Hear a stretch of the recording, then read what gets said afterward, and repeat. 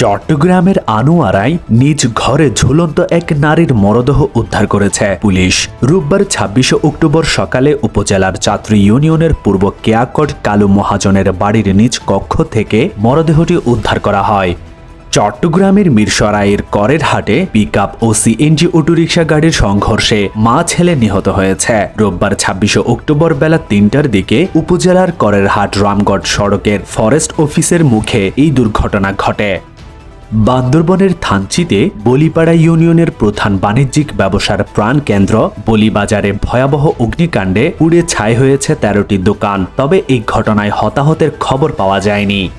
Chittagong city corporation তথা চসিক mayor doctor শাহাদত হোসেন বলেছেন, চট্টগ্রামের যোগাযোগ ব্যবস্থাকে ঢেলে সাজাতে বিভিন্ন পদক্ষেপ নেওয়া হয়েছে। চালু করা হবে মনোরেল এবং আধুনিক ট্রাফিক ম্যানেজমেন্ট সিস্টেম।